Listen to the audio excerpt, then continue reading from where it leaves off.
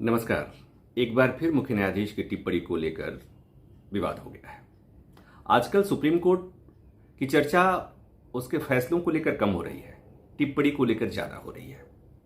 Cockroach वाली टिप्पणी से अभी वो टिप्पणी का मामला थमा ही नहीं था, तब तक एक नया विवाद खड़ा हो गया है। सुप्रीम कोर्ट में एक मामले की सुनवाई के दौरान पर्यावरणविदों को, सामाजिक कार्यकर्ताओं को लेकर मुख्य न्यायाधीश ने एक टिप्पणी की और उस टिप्पणी के बाद करीब 600 लोगों ने मुख्य न्यायाधीश को चिट्ठी लिखकर विरोध जताया है। हुआ ये कि 11 मई को गुजरात के पीपावाव पोर्ट के विस्तार से जुड़े मामले की सुनवाई चल रही थी। मामला सीजेआई जस्टिस सूर्यकांत की बेंच के सामने था। उन्होंने टिप्पणी की कि इस देश में जिस प्रकार की याचिकाएं दायर की जाती हैं, उनका उद्देश्य केवल सभी विकास योजनाओं को रोकना होता है और इसी को लेकर 600 से अधिक नागरिकों, पर्यावरणविदों, कानूनविदों, नागरिक सामाजिक संगठन समूहों ने इन टिप्पणियों पर चिंता व्यक्त करते हुए इसे वापस लेने की मांग की गई।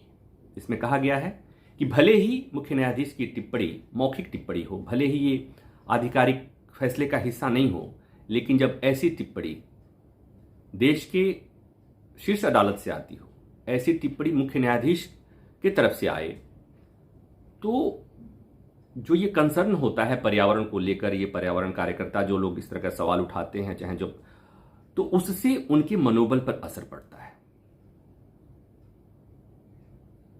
उन लोगों ने कहा है कि ये अच्छी बात नहीं है। ये ऐसे में भविष्य में जो लोग पर्यावरण के लिए काम करने वाले लोग हैं, उनको ऐसी टिप्पणियां हतोत्साहित करती हैं। आपको यहां पर भी वही बात आ रही है कि जो लोग याचिका दायर करने वाले हैं वो देश विरोधी हैं, विकास विरोधी हैं।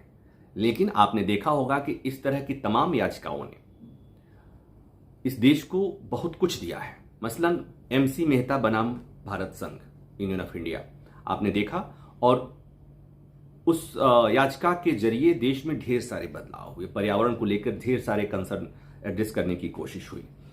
तो ये कहना कि इस तरह की याचिकाएं विकास विरोधी होती हैं और इस तरह की याचिका दायर करने वाले विकास विरोधी होते हैं, मुझे लगता है कि ये गैर जरूरी टिप्पणी है। मैं बहुत रिस्पेक्ट करता हूं सुप्रीम कोर्ट का और बहुत रिस्पेक्ट करता हूं देश के मुख्य न्यायाधीश का, तो मुझे लगता है कि ये गैर जरूरी टिप्पणी है। और अदालतों को हमेशा ऐसा कहा भी जाता है कि अदालतों को टिप्पणियों के जरिए नहीं, फैसलों के जरिए ही बोलना चाहिए। हाल के दिनों में टिप्पणियों की संख्या बढ़ गई है। मसलन ये जो कॉकरोच वाला विवाद है, जिसके बाद से पूरे देश में कॉकरोचेज की संख्या बढ़ती जा रही है, कॉकरोच जनता पार्टी आ गई। सरकार ये कह रही है कि इस कॉकरोच जनता पार्टी से राष्ट्रीय सुरक्षा को खतरा हो सकता है, उसके एक्स अकाउंट को बैन कर दिया गया, वेबसाइट बैन कर दिया गया, ढेर सारी बातें हो रही हैं। आखिर इसकी जरूरत क्यों पड़ी? तो जरूरत इसलिए पड़ी कि देश के मुख्य न्यायाधीश ने बेरोजगारों के लिए, और वो चाहे फर्जी वकील बेरोजगार हों या चाहे जैसे भी हों, उन्होंने एक एक्सप्रेशन इस्तेमाल किया कि वो पैरासाइट्स हैं और वो कॉकरोच हैं। मसला वहां पे शुरुआत कैसे हुई थी उसे भी समझने की जरूरत है।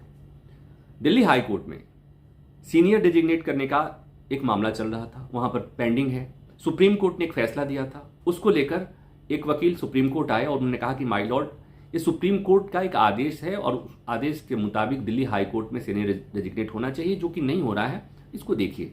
तो यहां पर सुप्रीम कोर्ट को उस पर विचार करना था कि हमारे फैसले की अवमानना हो रही है, तो कोर्ट को वहां नाराजगी जतानी थी।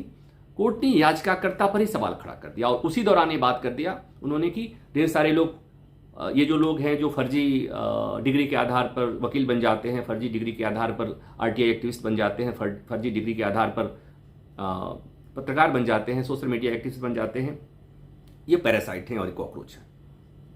बात वहीं आई, वहां पर भी आरटीआई एक्टिविस्ट, वहां पर भी सोशल एक्टिविस्ट, इस मामले में भी सोशल एक्टिविस्ट, और ये आंदोलनजीवी, परजीवी। आपको याद होगा इसके पहले भी इस तरह के एक्सप्रेशन इस्तेमाल किए जाते हैं। तो मुझे लगता है कि इस तरह की टिप्पणी से बचना चाहिए, और ये इसलिए भी कि ये पहली बार नहीं हुआ, इसके पहले भी हुआ। और जब अदालत ऐसी कोई टिप्पणी करती है तो बाकी लोग भी उसको लेकर के, उनके मन में भी होता है कि वो अदालत को लेकर भी टिप्पणी करते हैं, जो किसी भी तरह से उसे उचित नहीं ठहराया जा सकता। आपको याद हो कि भारतीय जनता पार्टी के सांसद निशिकांत दुबे ने देश की सबसे बड़ी अदालत और देश के मुख्य न्यायाधीश पर के खिलाफ एक टिप्पणी कर दी थी कि तत्कालीन मुख्य न्यायाधीश देश में गृह युद्ध जैसी स्थिति पैदा करने के लिए जिम्मेवार है। तो जब अदालतें इस तरह की टिप्पणी करेंगे तो लोग भी टिप्पणी करेंगे। तो ये मुझे लगता है कि अब ये समय आ गया है कि माय लॉर्ड्स को ये तय करना होगा कि उन्हें किस मसलों पर और किस तरह की टिप्पणी करनी है, इसलिए कि पहले वाला समय नहीं रहा, सोशल मीडिया का समय है। और इस समय आपके प्रत्येक शब्दों, आप भले ही कहें कि नहीं मैंने अच्छी नीयत से कहा और मेरा कहने का इरादा ये नहीं था, लेकिन जब आपने कह दिया तो जो सामने वाला है, जो लोग हैं, वो उसे किस तरह ले रहे हैं ये आप तय नहीं कर सकते। तो मुझे लगता है कि भविष्य में इस तरह की कोई स्थिति पैदा हो, इससे पहले माय लॉर्ड्स को इन मसलों का संज्ञान लेते हुए केवल फैसलों के जरिए अपनी बात कहनी चाहिए।